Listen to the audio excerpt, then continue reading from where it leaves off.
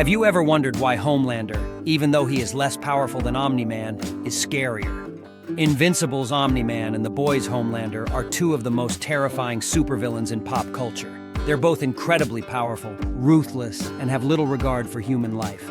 But if you take a closer look, you'll realize that Homelander is actually the more terrifying of the two.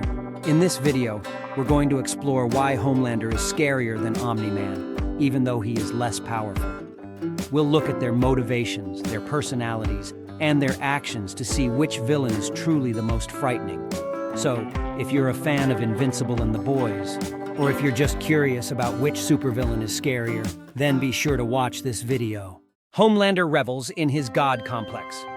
Though Omni-Man is a narcissist in his own right, his motivations expand far beyond human validations. He considers humanity to be an inferior species and in need of saving. As far as he is concerned, his task is noble: to expand the Viltrumite Empire. He does horrible things not for his own glory, but that of his home planet. Homelander, on the other hand, is the definite answer to people wondering, what if Patrick Bateman had superpowers? Homelander is a textbook narcissist. He considers himself a god among men and has literally compared himself to Jesus Christ.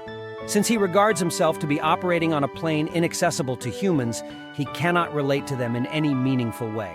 This ultimately translates into the absence of empathy.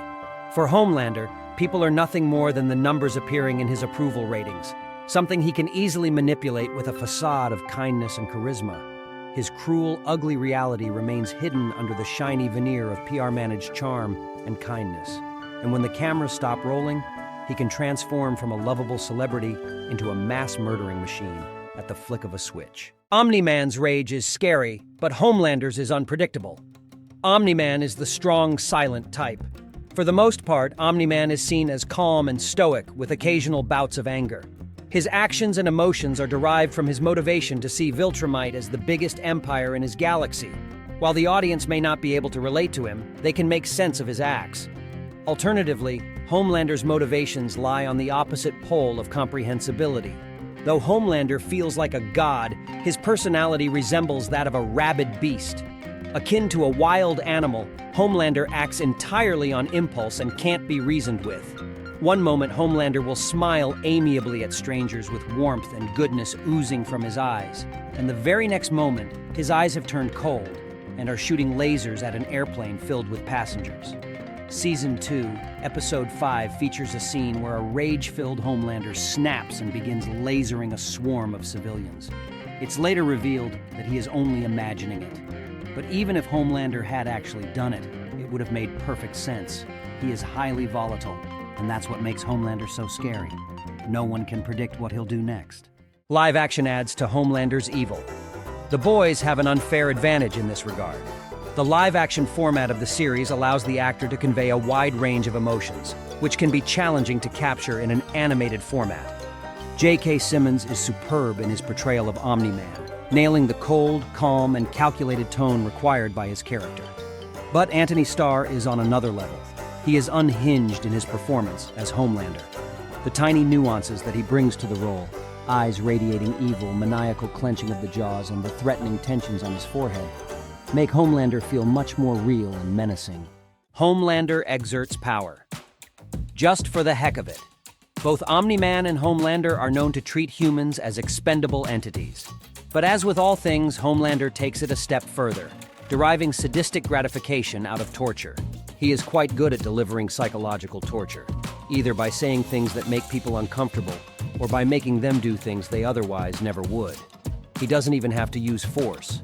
His mere presence and the unsaid threat of his power suffice. Homelander asks Huey sexually explicit questions about his girlfriend, Starlight. He makes Deep eat Timothy the octopus, someone Deep considers his best friend. He makes Ashley take off her wig, exposing her balding head and demeaning her in front of other heroes. He constantly fat-shames A-Train and makes it a point to remind all members of the Seven, except Black Noir, how incompetent and useless they are. What makes these acts so sinister is that Homelander has absolutely nothing to gain from them. It's not as if he isn't feared enough. Instead, Homelander is a bully and exerts power just to get a kick out of degrading people. Omni-Man may be redeemable, but Homelander is not. After Omni-Man reveals his true intentions, a clash ensues between him and his son, Invincible. Even though Omni-Man beats his son bloody, he just can't bring himself to kill Mark. Later, Omni-Man expresses a mix of anger, sorrow, and regret at his actions before flying off the planet with tears in his eyes. At that moment, it starts to feel like humanity has rubbed off on him, and that perhaps he might redeem himself by siding with the Earthlings in their battle against the Viltrumite. But Homelander is an entirely lost cause. He has thrown all hopes of redemption out the window with his vile and unforgivable acts. Homelander intends to keep his power and position. He wants to be loved and admired by all, and if he has to go down, he'll take the world with him. Both Omni-Man and Homelander have some twisted relationships. Both Omni-Man and Homelander are peculiar when it comes to relationships, but their approaches are very distinct. Omni-Man perceives his earthly relationships not as a necessity, but as an ephemeral amusement. Omni-Man knows he will outlive every human being he's bonded with. So, instead of seeing them as companions, he compares them to pets. Homelander, on the other hand, desperately wants to be loved and admired. He will lie, cheat, and kill to convince people that he's a good guy. He craves validation from those he considers close. But if they cross him ever so slightly, he will not hesitate to laser them to death. The peculiarities of Homelander's relationships don't end there. In Season 1, Homelander had an unsettling lover-cum-son relationship with his mother figure Madeline Stillwell, and in Season 2, he had a literal Nazi for a girlfriend. This problematic relationship pattern only adds to Homelander's depravity. Omni-Man might be the champion of the arena, and he might be able to karate chop Homelander in half with his bare hands. But when it comes to fear and menacing, few characters inspire horror and anxiety with the ease that Homelander does. Homelander is the scarier villain because he is more relatable. He is the embodiment of our worst fears about what could happen if someone with unchecked power were to become corrupted. He is a textbook narcissist with a god complex.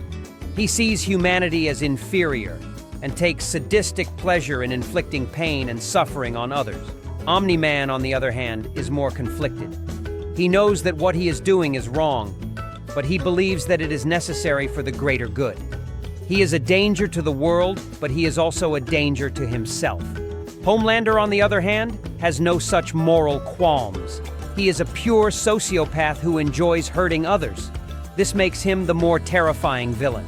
So if you're looking for a villain who will give you nightmares, then Homelander is your man.